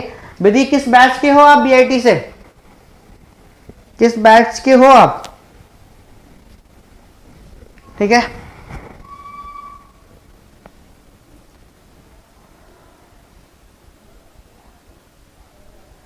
चलो, सो यहां पे देख लेते हैं। जो G1 है, D मेरा स्टार्टिंग सिंबल है, सो D से मेरा यहां पे क्या गिवन है, D इंटीजर L, ठीक है। और L से मैं क्या ले लूंगा यहां पर, L से मैं क्या ले लूंगा यहां पर, L को मैं किससे रिप्लेस करूंगा, इंटीजर, ठीक है, ID, इंटीजर ID, और किससे, E से, इंटीजर ID E से, इंटीजर ID E से। अब E से मैं क्या ले लूंगा यहां पर, E से मैं यहां पर ले लूंगा नम, ठीक है। E से मैं अगर यहां पे नम ले लूं तो वहीं पे वो एंड हो जाएगा, ठीक है। तो E से हम लोग क्या लेंगे, इस वाले E से हम लोग लेंगे ये नम, ठीक है, और E, तो ये दूसरा और तीसरा वाला यूज करेंगे अभी हम लोग। तो आप लोग अगर करके देखोगे तो आपसे हो जाएगा, ठीक है, करके देखोगे तो आपसे हो जाएगा। इस वाले L को हम रिप्लेस करेंगे, ठीक है, इस वाले L को रिप्लेस किया हम लोगों ने ID और E से, करके देखोगे हो जाएगा। इस वाले E को अभी हम रिप्लेस करेंगे इससे, ठीक है, तीसरे वाले से। तो इंटीजर ID, ठीक है, यहां पर तो ये E है, E की जगह हम लोग क्या लिखेंगे, नम क्लोज, उसके बाद ओपन E। अब इस वाले E को हम लोग इससे रिप्रेजेंट करेंगे तो ये जनरेट कर देगा आपका इंटीजर ID नम, और E की जगह क्या, नम करके क्लोज ब्रैकेट, ठीक है, नम और ये क्लोज। सो G1 ने जनरेट कर दिया, ऐसे ही आप चेक कर लोगे, G2 भी चेक हो जाएगा, ठीक है। ओके फाइन, ठीक है। सो यहां पर आपका ऑप्शन है दोनों ही जनरेट, इसको भी जनरेट करके देखोगे तो ये जनरेट हो जाएगा आपका array declaration. So both G1 and G2, ठीक है, both G1 and G2, option A correct हो गया, ऑप्शन ए करेक्ट हो गया, ठीक है, ठीक है।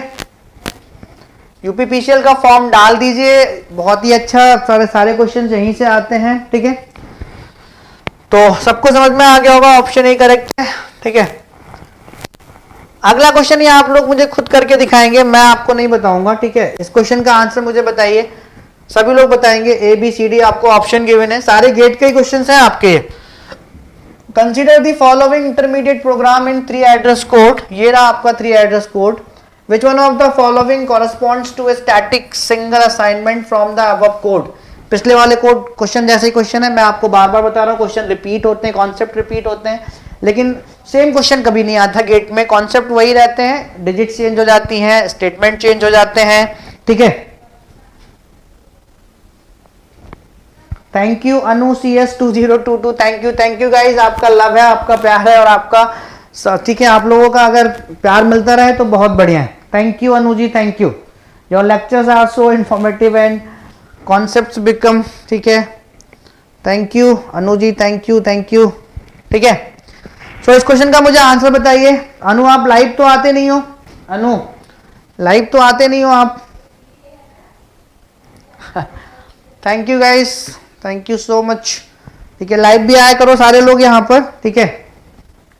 तो इस क्वेश्चन का मुझे बिल्कुल करेक्ट आंसर चाहिए आपसे दोस्तों, बिल्कुल करेक्ट आंसर चाहिए इस क्वेश्चन का।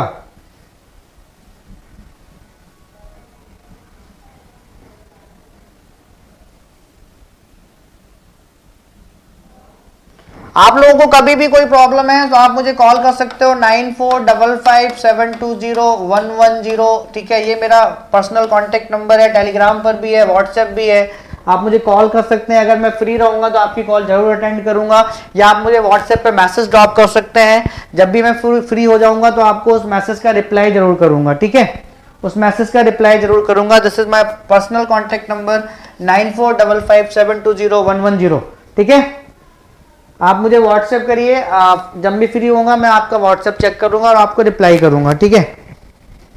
सो ये रहा, इस क्वेश्चन का आंसर लोगों ने बताना स्टार्ट कर दिया। B B B B B B काफी लोग बता रहे हैं इस क्वेश्चन का आंसर, ठीक है। तो सारे लोग बताएंगे।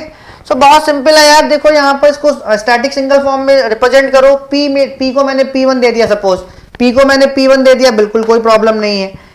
a माइनस बी को मैंने कुछ नहीं दिया, कोई बात नहीं है। q को मैंने Q1 दे दिया और p मैंने जो यहाँ पे P1 असाइन किया था वही P1 मैं यूज कर रहा हूँ, कोई प्रॉब्लम नहीं है। अब देखो यहाँ पर इस p की वैल्यू, जो p की वैल्यू यहाँ पर a माइनस बी थी, जो P1 में हम लोगों ने डाली थी, यहाँ पर p की वैल्यू चेंज हो रही है, अब u माइनस बी है। तो अकॉर्डिंग टू कॉन्सेप्ट यहाँ पे वेरिएबल आपका चेंज होना चाहिए था ना, P1 नहीं होना चाहिए था ना, यहाँ पे P2 समथिंग होना चाहिए था, इसलिए ऑप्शन ए आपका हो गया रॉन्ग। ऑप्शन बी पर आ जाओ। सपोज p को हमने P3 दे दिया equal to a minus B, कोई प्रॉब्लम नहीं है। Q4 दे दिया, P3 की वैल्यू जो ऊपर है वही यूज कर ली यहाँ पर। अब देखो यहाँ पर P था तो यहाँ पर P की वैल्यू चेंज हो रही तो इन्होंने P4 यूज कर लिया, बिल्कुल कोई प्रॉब्लम नहीं है। Q equal to P plus Q4, तो जो P4 की वैल्यू थी वही तो यहाँ पे यूज कर रहे हैं, कोई बात नहीं। Q यहाँ पर देखो Q4 में जो था वो P इंटू सी था, यहाँ पर Q में P प्लस Q है तो यहाँ पे Q5 यूज कर लिया इन्होंने, कोई बात नहीं है। तो P4 plus Q4 option B सही है। आगे का चेक करने की अगर आपको जरूरत है तो आप चेक कर लो, ठीक है। आगे का चेक करने की जरूरत है तो आप चेक कर लो, नहीं चेक करने की जरूरत है तो आप देख लो। यहाँ पर P1 equal to a minus one, बिल्कुल सही है। Q1 इक्वल टू यहाँ पर P1 है तो यहाँ पर P1 ही तो यूज करेंगे, P2 कहाँ से ले आएंगे, तो सी इसलिए रॉन्ग हो गया आपका। अभी इसकी रिडिफाइंड वैल्यू कहाँ हुई है P की, जो P1 में हम कंप्यूट करके डाले हुए हैं, तो P2 के यूज करेंगे, यहाँ पे P1 यूज करेंगे ना, तो ऐसी सी आपका रॉन्ग हो गया। यहाँ पर P1 equal to a minus B सही है। यहाँ पर P1 में जो है P की वैल्यू है, P अब P यूज नहीं करेंगे, अब P1 यूज करेंगे उसकी जगह, ठीक है। जो P की वैल्यू कंप्यूट होकर P1 में डाल दी हमने, तो डी ऐसे रॉन्ग हो गया। सो ऑप्शन बी आपका करेक्ट है।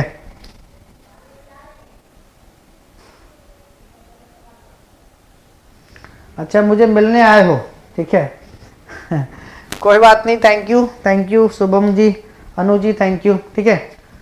सो बेटा अब ब्रेक की जरूरत नहीं पड़ेगी, अब कॉन्सेप्ट क्लास ही खत्म कर रहे हैं हम लोग। एक दो क्वेश्चन और कर लेते हैं, ठीक है, एक दो क्वेश्चन और कर लेते हैं, ठीक है।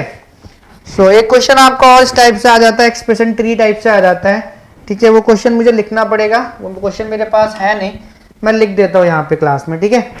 तो क्वेश्चन क्या है, consider the expression tree. Question लिख लो, वो क्वेश्चन मेरे पास है नहीं, टाइप्ड क्वेश्चन नहीं था, बट क्वेश्चन अच्छा है इसलिए मैं करा दे रहा हूँ, मे बी रिपीट हो जाए। कंसीडर द एक्सप्रेशन ट्री, ठीक है, एक एक्सप्रेशन ट्री इन्होंने आपको दे रखी है। Consider the expression tree, consider the expression tree, each leaf represents a numerical value. Each leaf, leaf node जानते हो ना, each leaf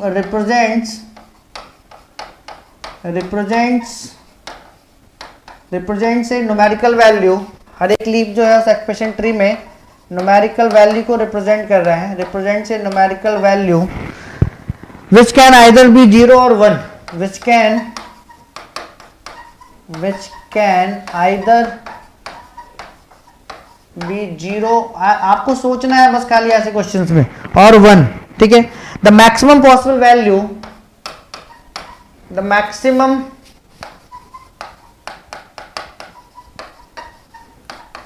possible value, the maximum possible value of the expression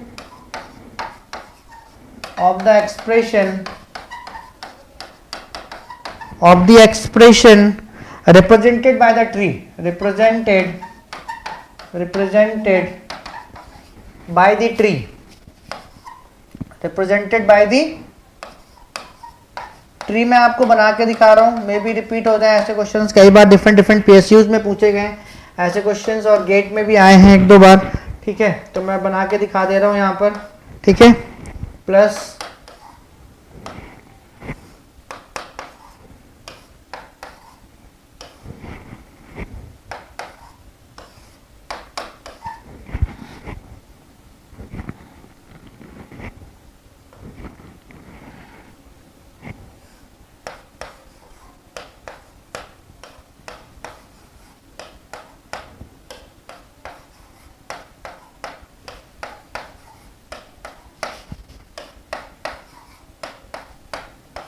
ठीक है, इसको मैं बना दे रहा हूँ, इसका मतलब समझ जाना है, मैं समझा भी दूंगा आपको।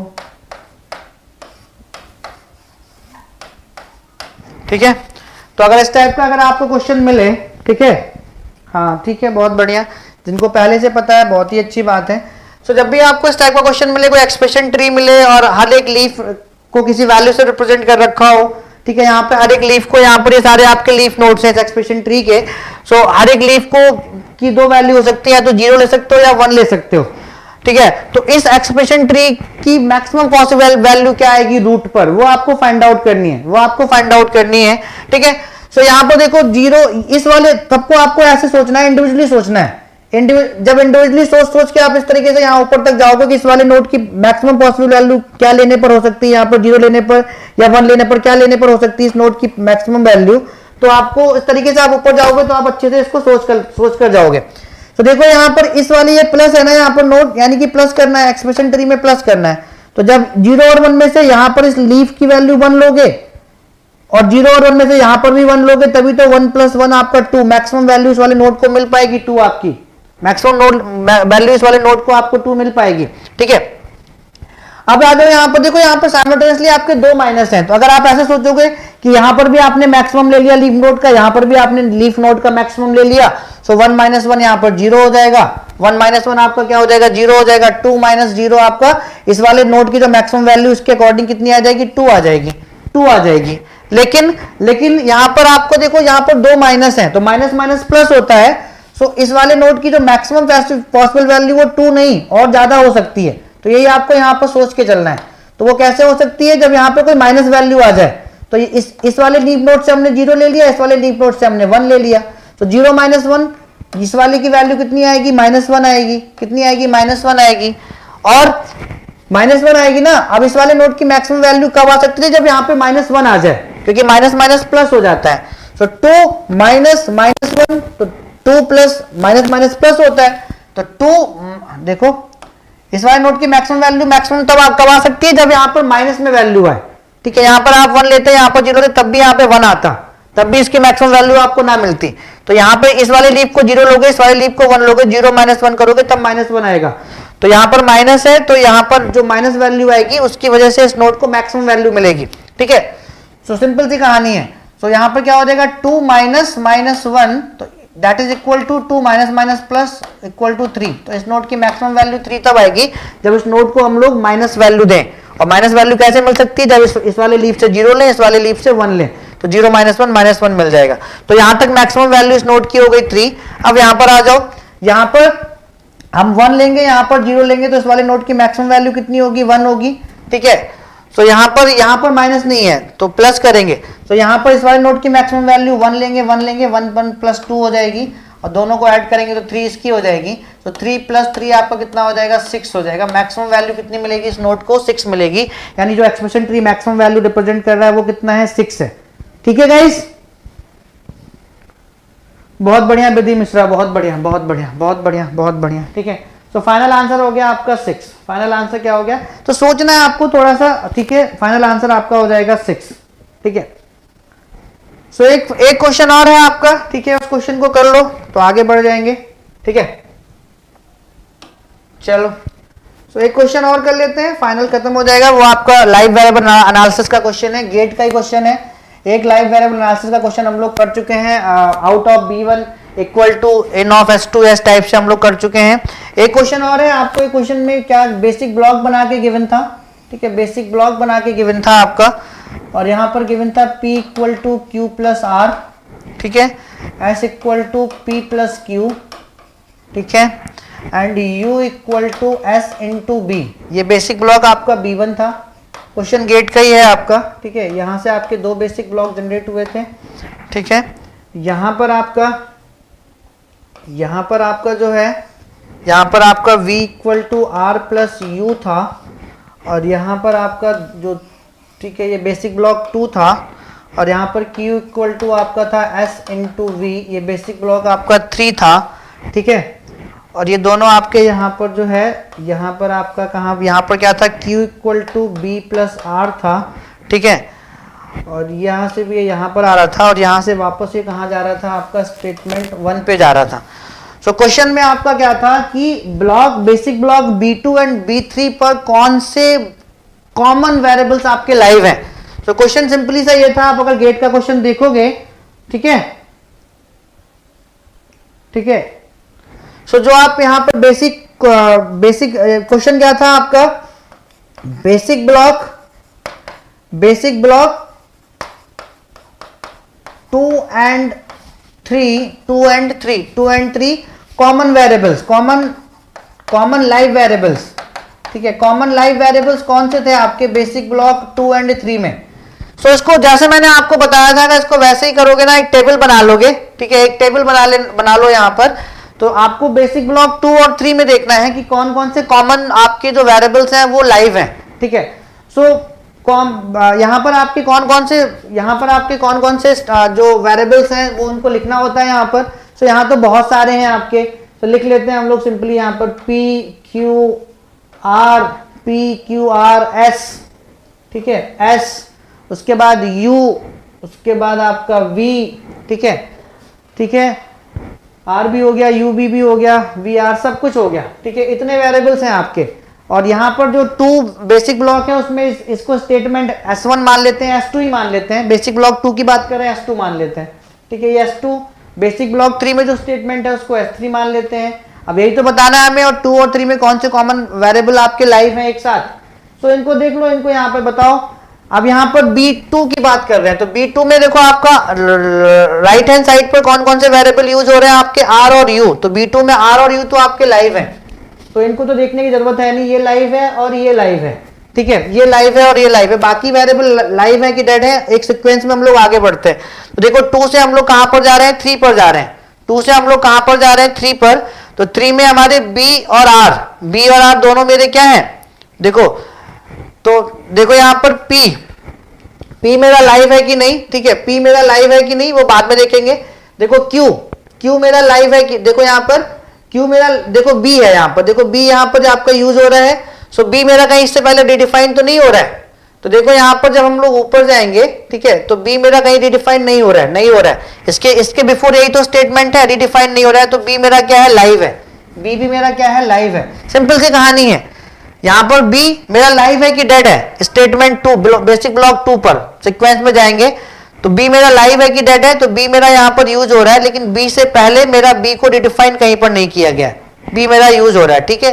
सो B भी मेरा लाइव है। उसके बाद हम लोग कहां पर जा रहे हैं, 1 पे जा रहे हैं, ठीक है। सो P मेरा जो है, P मेरा लाइव है कि डेड है, P भी मेरा लाइव होगा, क्योंकि P ठीक है, उसके बिफोर कहीं पर भी रिडिफाइन नहीं किया गया है, तो P भी मेरा लाइव होगा, P भी मेरा लाइव होगा, ठीक है। उसके बाद Q मेरा लाइव है कि डेड है। देखो Q यहां पर हम लोग यूज तो कर रहे हैं, लेकिन उसके जस्ट बिफोर Q को यहां पे रिडिफाइन हो रहा है, न्यू डेफिनेशन है, तो ये मेरा डेड हो जाएगा, ठीक है। इस तरीके से हम लोग देखेंगे। S देखो मैं यहां पर यूज तो कर रहा हूं, लेकिन इससे पहले इसको रिडिफाइन भी कर दे रहे हैं, तो ये लाइव नहीं है, डेड हो जाएगा, ठीक है, ये भी डेड हो जाएगा। तो ऐसी S3 के लिए बताओ, ऐसी S3 के लिए बताओ माय डियर फ्रेंड्स, ठीक है। अब S3 में देख लेते हैं। S3 में देखो S और B, इनको तो देखने की जरूरत है नहीं, राइट हैंड साइड पर हैं, तो यूज हो रहे हैं, मतलब रीड हो रहे हैं, तो ये मेरे लाइव हैं। S और B ये भी लाइव है और ये भी लाइव है, बाकी सबको देखना है। P मेरा लाइव है कि डेड है, Q मेरा लाइव है कि डेड है, ये सब देखना है। तो जब यहां से यहां पर आएंगे, ठीक है, जब यहां से यहां पर आएंगे, सो देखो यहां पर मेरा, यहां पर देखो V, तो V मेरा यहां पर क्या है, V मेरा यहां पर क्या है, लाइव हो जाएगा। B तो मेरा ऑलरेडी लाइव है। देखो यहां पर R, ठीक है, सो R यहां पर मेरा क्या है, R यहां पर मेरा क्या है, लाइव हो जाएगा। R मेरा लाइव हो जाएगा क्योंकि इससे पहले उसको कहीं पर रिडिफाइन नहीं किया गया, इससे पहले का स्टेटमेंट यही तो है, तो R को रिडिफाइन नहीं किया, R भी मेरा क्या हो जाएगा, लाइव हो जाएगा, ठीक है। अब इसके बाद हम लोग यहां पर पहुंच गए, तो यहां पर देखेंगे, देखो यहां पर अब P को देखो, तो P मेरा जो है, P मेरा भी क्या हो जाएगा, लाइव हो जाएगा, क्योंकि Q मेरा क्या हो जाएगा, लाइव हो जाएगा, सॉरी Q, P की बात बाद में करेंगे। Q देखो मैं यहाँ पे यूज कर रहा हूँ, Q मेरा लाइव हो जाएगा, और Q मेरा लाइव नहीं होगा, ये भी डेड हो जाएगा, ठीक है। देखो यहाँ पे ध्यान से सुनना, अभी आपको समझ में आ जाएगा, ध्यान से सुनो। देखो Q मेरा यहाँ पर हम लोग यूज कर रहे हैं, लेकिन उससे पहले उसको रिडिफाइन किया गया, यहीं से तो ऊपर गए ना, तो बिफोर वाला स्टेटमेंट यही तो होगा ना, तो Q मेरा हो जाएगा डेड, Q मेरा क्या हो जाएगा, यहाँ पर डेड हो जाएगा, ठीक है। P यहां से ऊपर गए, तो पी को हम लोग यहाँ पर यूज तो कर रहे हैं, उसके बाद उसको रिडिफाइन भी कर रहे हैं, ये भी मेरा डेड हो जाएगा। ठीक है, अब बात कर लेते हैं यू की, बात कर लेते हैं किसकी, यू की। तो यू मेरा हम लोगों ने कहीं यूज नहीं किया यहां से लेके यहां तक। ठीक है, सो यू हमारा डेड हो जाएगा, जो नहीं है वो डेड हो जाएगा। ठीक है, यू मेरा क्या हो जाएगा, यू हम लोगों ने कहां पर यूज किया है, यू हम लोगों ने यहां पर यूज तो किया, देखो इस सीक्वेंस के बाद यहां पर भी आएंगे ना, यू यूज तो किया है हमने, लेकिन यू भी मेरा क्या हो जाएगा, यू भी मेरा लाइव हो जाएगा, यू भी मेरा क्या हो जाएगा, लाइव हो जाएगा। तो यहाँ पे कॉमन कौन कौन से आपके लाइव होंगे, आर एंड यू। ठीक है, आर एंड यू आपके लाइव हो जाएंगे। ठीक है, सो इस क्वेश्चन का आंसर होगा फाइनल आर एंड यू। ठीक है, चेक कर लेना प्रॉपर वे में।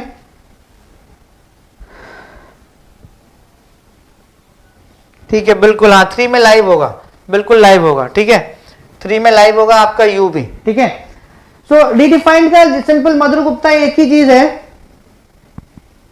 ठीक है, सिंपल एक ही चीज है आपका, देखो यहां से यहां मूव कर रहे हो तो यहां देखो, यहां आर और यू आपके लाइव हो गए, आर और यू लाइव हो गए। ठीक है, अब देखो यहां पर हम लोग बी को यूज कर रहे हैं, तो यहां पर देखो इसके बाद इस B2 के बाद B3 पे आने एक सीक्वेंस होता है, तो यहां पर मूव करेंगे। तो नेक्स्ट स्टेटमेंट में बी को यूज तो कर रहे हैं, लेकिन उससे पहले उसको जस्ट बिफोर डिफाइन भी कर रहे हैं, रिडिफाइन कर रहे हैं। तो अकॉर्डिंग टू डेफिनेशन जो मैंने आपको बताया था, अगर कोई लाइव होगा तो उसको रिडिफाइन नहीं करेंगे उससे जस्ट बिफोर वाले स्टेटमेंट में। तो बी इसलिए मेरा यहाँ पर क्या हो गया, बी मेरा यहाँ पर डेड हो जाएगा, S2 में डेड हो जाएगा। यस, S2 में मेरा बी क्या हो जाएगा, डेड हो जाएगा। ठीक है, S2 में बी मेरा क्या हो जाएगा, डेड हो जाएगा। बिल्कुल सही बात थी आपकी। ठीक है, डेड हो जाएगा। ठीक है, क्लियर हो गया सभी को, हाँ डेड हो जाएगा, डेड हो जाएगा। अमन कुमार अमन। ठीक है, सो इस टाइप के क्वेश्चन है तो कॉमन आपका आर एंड यू आएगा। ठीक है, आर एंड यू आपका जो है वो कॉमन हो जाएगा, दोनों में लाइव होगा, बी और B2 और B3 में। तो इस टाइप के क्वेश्चंस आपके पूछे जाते हैं, जो मैंने आपको डेफिनेशन दी है उसके अकॉर्डिंग जानो 3 पॉइंट मैंने आपको दिए ना। कोई भी वेरिएबल एक्स आपका लाइव किसी पॉइंट SI पर कहलाएगा जब there is a statement SI जहां पर उसको आप रीड कर रहे हो। ठीक है, दूसरा point there is a path from SI to SJ, नीचे सीक्वेंस स्टेटमेंट है, वहां पर एक पाथ होना चाहिए। तीसरा, आपका जो भी जिसको भी आप यूज कर रहे हो वो आपका रिडिफाइंड न्यू डेफिनेशन नहीं होनी चाहिए एट SJ, उसके जस्ट बिफोर, SJ के जस्ट बिफोर। ठीक है, ये तीनों चारों पॉइंट्स याद कर लेना, क्लियर हो जाएगा। सो गाइस, यहां तक मैंने आपके सारे पॉइंट्स क्लियर कर दिए रिलेटेड टू कंपाइलर डिजाइन। आपको मजा भी आया होगा और दबाकर शेयर कर देना इस सेशन को। ठीक है, so thank you guys, thank you so much for your love and support.